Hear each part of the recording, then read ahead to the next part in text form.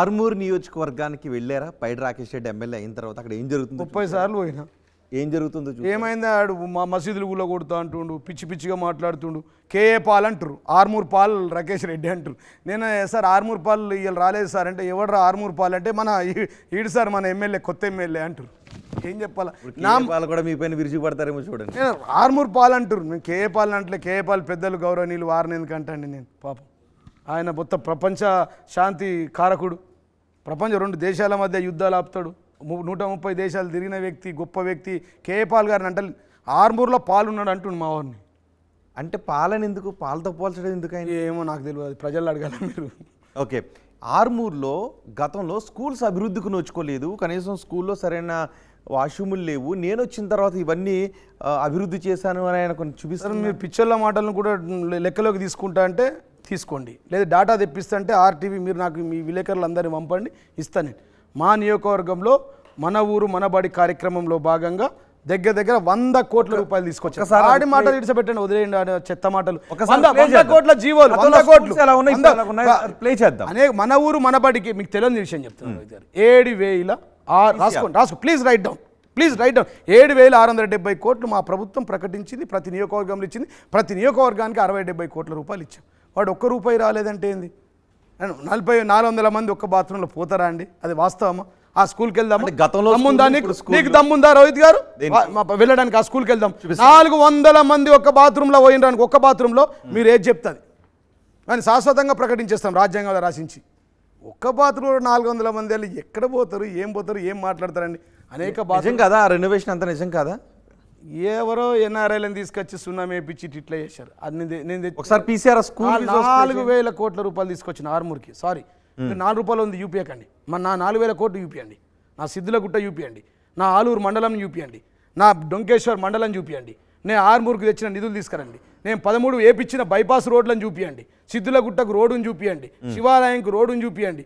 నేను 130 కోట్లు గుడిలు కట్టించా, 17 function hall కట్టి, అవి చూపించిన తర్వాత చూపియండి. వీడు ఒక్క బాత్రూమ్ కడితే చూపిస్తే నా ఫంక్షన్ హాల్ని చూపి 17 ఫంక్షన్ హాల్లను, నా ఉమ్మెడ బ్రిడ్జ్ని 150 కోట్ల చూపియండి, వెల్మల్ బైపాస్ రోడ్డుని చూపియండి, ఆర్మూర్ బైపాస్ రోడ్డుని చూపియండి, ఆర్మూర్ బైపాస్ రోడ్డుని చూపియండి. ఈ 4 బాత్రూమ్లు చూపిస్తే ఎట్లా అండి? I'm sorry, I don't accept this one. నాది చూపియండి, వాంది చూపియండి, అప్పుడు కూర్చో ఒకరోజు పెట్టుకుందాం. వీడియో చిల్లరగా తీసుకొచ్చిన అంటే సిద్ధులు మధ్యలో వీడు ఎక్కడ జోకర్ గారు దొరికిండు సార్, ఒక జోకర్ బ్రోకర్ వీడు, false and fake and fraud MLA, false fake fraud MLA, F3 MLA వీడు. మరి జనం ఎందుకు ఆదరించారు? తెలియదు కదా, చూసిరు కొత్త పాతొక రోత, కొత్త వింత. నా పాతది రోత అనుకున్నారు, కొత్తగా వింత వీడేదో పీకుడుగాడు అని చెప్పి గెలిపించి ఇప్పుడు అర్థమవుతుంది ప్రజలకి. కాదు, జీవన్ రెడ్డి గారు కనీసం ఊర్లో ప్రజలకు అందుబాటులో ఉండరు, ఫోన్లు లిఫ్ట్ చేయరు, కేవలం కవిత కేటీఆర్ చుట్టూ కూడా వాళ్ళకి అందుకే ఓటమి చెందారంటారు. 2 సార్లు గెలిపించారు కదా, మరి 2 సార్లు ఎందుకు గెలిపించారు ప్రసాద్ గారు? స్టేట్ అంతా వేవ్ వచ్చింది గాల్లో, అందరితో మనం పోయినాం, అక్కడ కాంగ్రెస్ వాడు ఓడిపోతారని చెప్పి వీనికి వచ్చినాయి ఓట్లు, గెలిచాడు. అట్లా మాట్లాడితే ఎట్లా? అయినా ప్రజాస్వామ్యంలో ప్రజలే న్యాయ నిర్ణేతలు, ప్రజలే దేవతలు, వారి నిర్ణయాన్ని శిరసా వహిస్తూ ఉన్నాను. ఇవి గెలుపు ఓటములు స్పీడ్ బ్రేకర్లు మాత్రమే. ఇక వదిలేండి, ఆర్మూర్ వేరే కథ కొట్టాను. ఇప్పుడు స్కూల్ అన్నారు కదా, మీరున్నప్పుడు స్కూల్స్ ఉన్నాయంట, అవి కూడా పంపించారు. మీరు ఎమ్మెల్యేగా ఉన్నప్పుడు ఒకసారి చూడండి. ఏం స్కూల్ సార్? ఇది స్కూల్ కాదండి, అది జంబీ హనుమాన్ వాళ్ళది. వాడు చూపిస్తే ఏం మాట్లాడతారండి? ఇవన్నీ చిల్లర పనులు, వాడి అన్ని చిల్లర పనులు చూపిస్తుంటే, ఈ చిల్లరగాడు జోకరు సైకో డ్రగ్గిస్ట్ గురించి మాట్లాడితే నీకు ఇంటర్వ్యూ అంటే వాడికి సమాధానం చెప్పలేక వెళ్ళిపోయింది. ఏం సమాధానము? ఒక్క బాత్రూంలో 400 మంది ఎవరన్నా ఉంటారండి? ఏం మాట్లాడతారు మీరు? కానీ ఒక్క బాత్రూంలో 400 మంది ఉపయోగించుకుని చెప్పి స్వయంగా మీ ఎమ్మెల్యే చెప్తున్నారు. వాటిని మేము కడుతున్నామని ఆయన చూపిస్తున్నాడు, నిజం కాదా? పూర్తిగా అబద్ధం. అది ఒక్క బాత్రూంలో 400 పోతారా? పోయి బతుకుతారా? మీ హయాంలో రావా? మీ హయాంలో అట్లా జరిగిందని చెప్తున్నారు. అట్లా పోవచ్చా? అది పూర్తిగా అబద్ధం. అన్ని స్కూళ్ళల్లో అన్ని బాత్రూమ్లు ఉన్నాయి. 60 నుంచి 70 కోట్ల రూపాయలు నిధులు తీసుకొచ్చినాం, దాని గురించి వదిలేయండి. రైట్. ఏంటి ఫోన్ ట్యాపింగ్ ఇప్పుడు బీఆర్ఎస్కి పెద్ద గుదిబండలా మారుతున్నట్టుగా ఉంది. ట్యాపింగ్ అదంతా ఏదో, ఇది కార్తీక దీపం సీరియల్ చూస్తారా మీరు? లేడీస్ది వెబ్ సిరీస్ చూస్తారా? సీరియల్స్ చూడండి. వెబ్ సిరీస్ చూస్తారా? చైనీస్ అవి వస్తాయి. ఏ వెబ్ సిరీస్ చెప్పండి మీరు? ఏ వెబ్ సిరీస్ చూస్తారు? ఆయనేమో కేంద్రంలో ఈడీయిజం, ఆయనేమో ఆయన ఈడీ ట్యాంపరింగ్ కేంద్రంలో, ఈయననేమో రాష్ట్రంలో ఫోన్ ట్యాంపరింగ్. మోడీ మన్మోహన్ సింగ్ గారు చెప్పారండి ఫోన్ ట్యాంపరింగ్ గురించి. ఈరోజు కాదు, ఈరోజు విషయం చెప్తలే నేను. In some sections of the corporate sector arising out of the powers conferred upon governmental authorities to tap telephones for protecting national security and preventing tax. While these powers are needed in the world that we live in, they have to be exercised with utmost care and under well-defined rules, procedures and mechanisms so that they are not misused. We must also look for solutions through technology Okay. to prevent access of telephone conversation to systems outside the institutional framework of government. Okay Legal mechanisms already exist okay and they are in place. స్టేట్లుగానే చెప్పారు. కొన్ని supreme court judgements కూడా ఉన్నాయి మీకు okay కావాలంటే. చెప్పండి, పర్వాలేదు, అవి నేను తర్వాత తీసుకుంటాను. మేమేమంటే ఫోన్ ట్యాంపర్ ఇదే సేమ్ అదే కార్తీక దీపం లాగా కేంద్రంలో ఈడీ మీద నడిపించుడు. వాళ్ళు ఈడీ మోడీకి నచ్చితే జేబులా, మోడీకి నచ్చనోళ్ళు జైల్లో. జై మోడీ అంటే నేను అనేది అది. ఈడీ. No, no, no. ఇక్కడ కూడా అంతే రాష్ట్రంలో. ఓకే మీరెంత జై రేవంత్ తొలి నుంచి అంటే- అదే జై రేవంత్ గారు అని అంటే ఇంకా అన్ని బారాకులు మాఫీ చూస్తూ ఉన్నారు కదా.